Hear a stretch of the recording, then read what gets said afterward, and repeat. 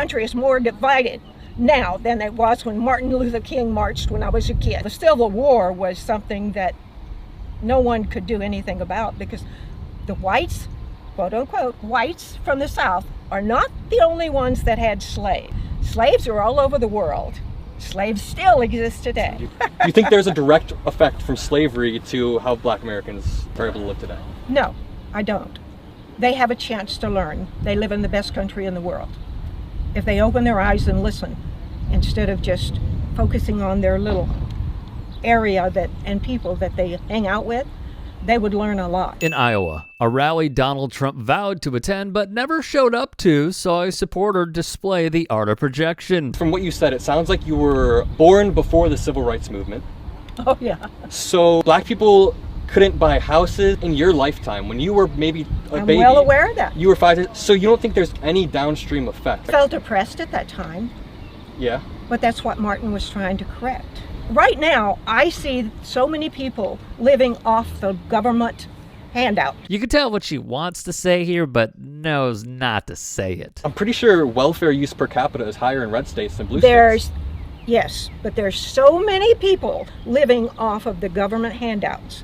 And that is not that much farther away from slavery. When they were a slave, they were given housing, food, clothing, medical care.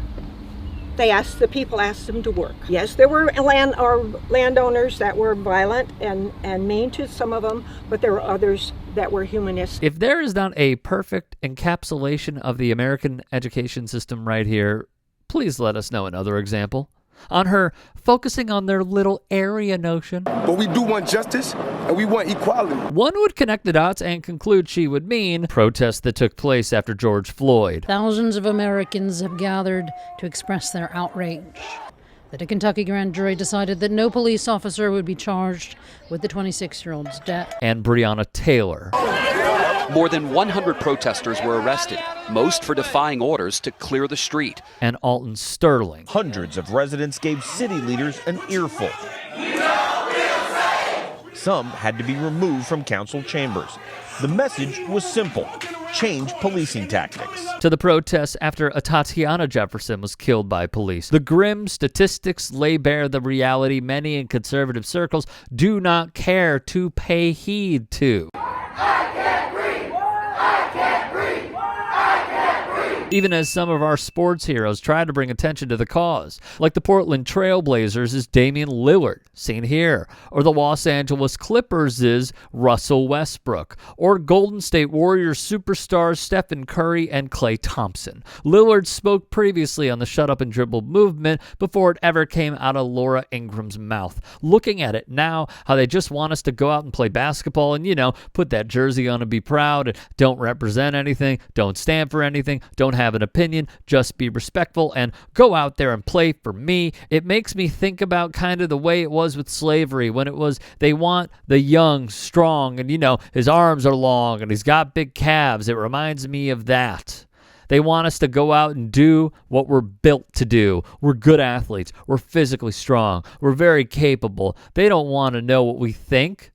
They don't care about how we feel about something. It's just go out there and do what your job is. Speaking of the big and strong and they want us to be a certain thing stuff, Colin Kaepernick equated the NFL Combine to this. Conservatives lost their mind over it. I thought comparing it to the slave trade was a little rough. They are the most well-cared for people, and they're willing to do it, and they make a damn good living. Preposterous on multiple levels. Saying NFL players are the most well-cared-for people and not mentioning race norming is a failure in journalism by Tafoya, who opened her answer on The View by saying she's worked in NFL circles for a long time, or maybe, just maybe, it was purposeful to show she is still a good little foot soldier in the fight against players' rights. Former Major League Baseball player Curt Flood would take a sledgehammer to Tafoya. A well-paid slave is nonetheless a slave. On her point about there being no impacts from slavery, Draymond Green would say on HBO's The Shop, very rarely do we take the time to rethink something and say, maybe that's not the way. Just because someone was taught that 100 years ago doesn't make that the right thing today. And so when you look at the word owner, it really dates back to slavery. The word owner, master, It dates back to slavery. We just took the words and we continued to put it to use. Former ESPN host Maria Taylor would provide more insights for MAGA. So people who say their vote doesn't matter, my response is always, don't give in to the narrative. If your vote didn't matter, then why would people have fought so hard to keep you from voting? Why is there something called voter suppression? Why did it take till the 60s for poll taxes to be removed? Why did Black people have to wait for amendments to be passed in order to vote? People have been fighting to keep people of color from coming to the polls and recognizing their power for a reason. But I'm not going to give up. If I give up, then what am I saying about my future kids? What am I saying about the future of my community? We're all going to have to step forward, put our fears to the side, not let that narrative drive us, and let the strength of our vote, of our voice, of where we are right now matter. It has to matter. David J. Leonard, professor of languages, cultures, and race at Washington State University, would tell of Black athlete empowerment through choosing their own path. One way to think about slavery is as a history of confinement and the struggle of movement, being moved against your will or seeking to break free of those chains. A connection can be made to what we're seeing in the league today, to the drive among Black players to freely move and control one's future, control one's life and likeness, story, and voice. All of this is part of a larger history in Black America. On her point of slave owners providing food and shelter. If you're having a discussion on whatever the case may be on slavery, then you can talk about everything dealing with slavery, the good, the bad, the ugly. There's no good to slavery, though. Well, then whatever the case may be. She is hearing from lawmakers like Ray Garofalo Jr. in Louisiana say stuff like this. Slaves did participate in the construction of the White House. Records show about 400 payments made to slave masters between 795 and 1801.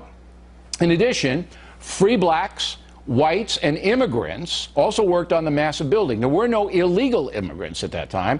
Slaves that worked there were well fed. To even mainstream Rupert Murdoch-owned Fox News, conservatives will never get it through various avenues. The history is simply not taught through geographical location in the country. For that, I recommend this video from Vox, which is a great explainer. The second is it's deemed too woke to learn of the effects of slavery from wannabe presidents. The NAACP has issued a formal travel advisory for Florida.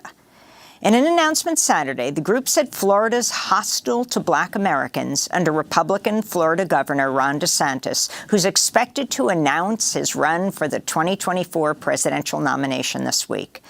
The move comes after Florida passed the Stop Woke Act to restrict conversations about race in schools and businesses.